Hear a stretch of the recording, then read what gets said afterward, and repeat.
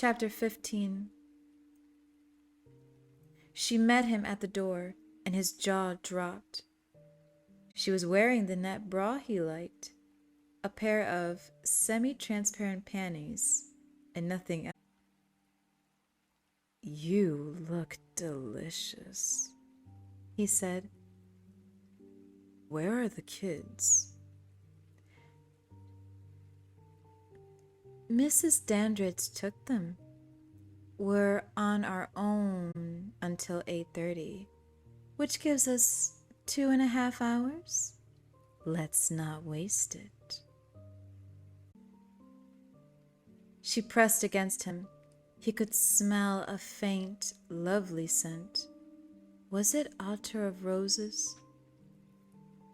His arms went around her, first around her waist, and then his hands found her buttocks, as her tongue danced lightly over his lips, then into his mouth, licking and darting.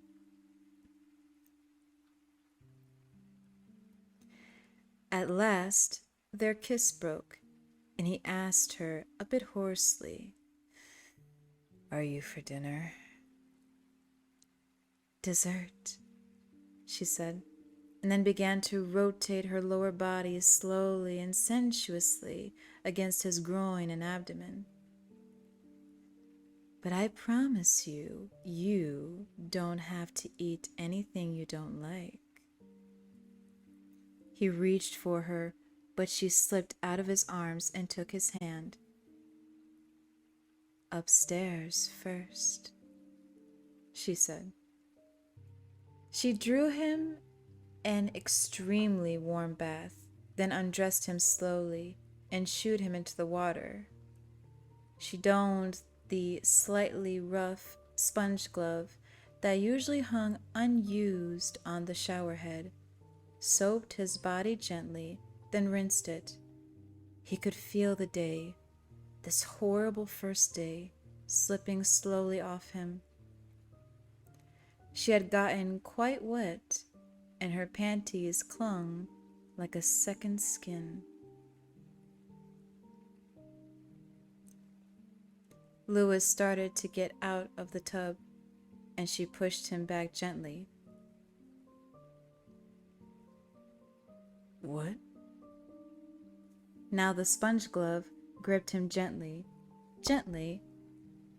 but with almost unbearable friction, moving slowly up and down. "Rachel." Sweat had broken all over him, and not just from the heat of the tub. "Shush."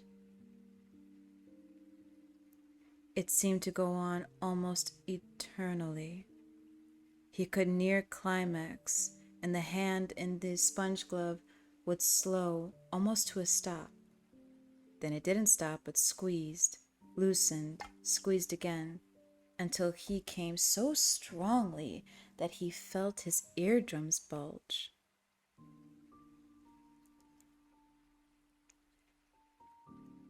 "My God," he said shakily when he could speak again. "Where did you learn that from?" "Girl Scouts," she said primly.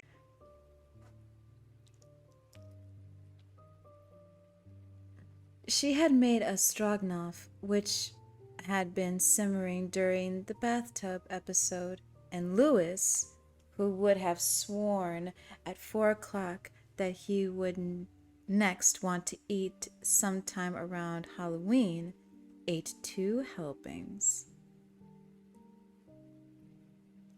Then she led him upstairs again. "Now," she said, "let's see what you can do for me." All things considered, Louis thought he rose to the occasion quite well. Afterward, Rachel dressed in her blue pajamas. Louis pulled on a flannel shirt and nearly shapeless corduroy pants, what Rachel called his grubs, and went after the kids. Mrs. Dandridge wanted to know about the accident, and Louis stretched it in for her, giving her less than she would probably read in the Bangor Daily News the following day. He didn't like doing it.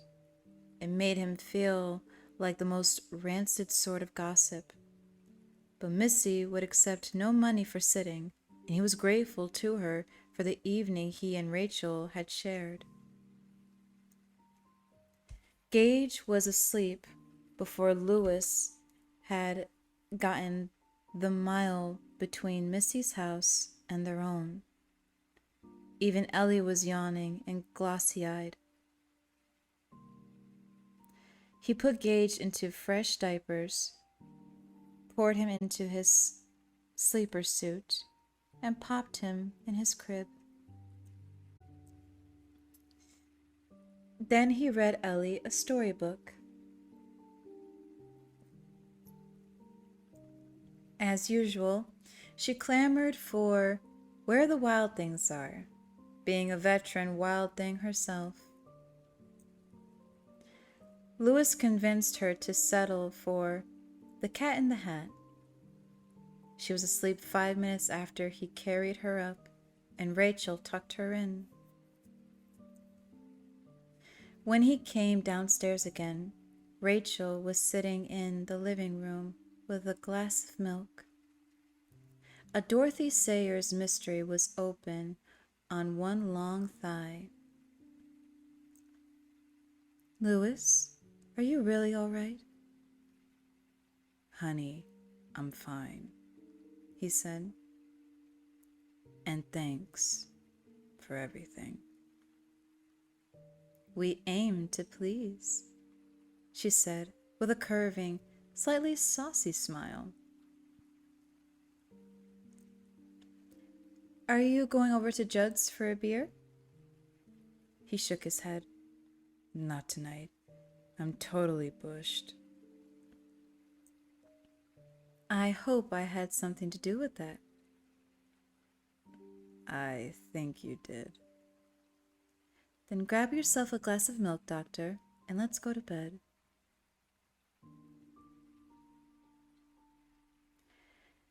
He thought perhaps he would lie awake, as he often had when he was interning, and days that were particularly hairy would play over and over in his mind. But he slid smoothly towards sleep, as if on a slightly inclined, frictionless board. He had read somewhere that it takes the average human being just 7 minutes to turn off all the switches and uncouple from the day. 7 minutes for conscious and subconscious to revolve, like the trick wall in an amusement park haunted house. Something a little eerie in that.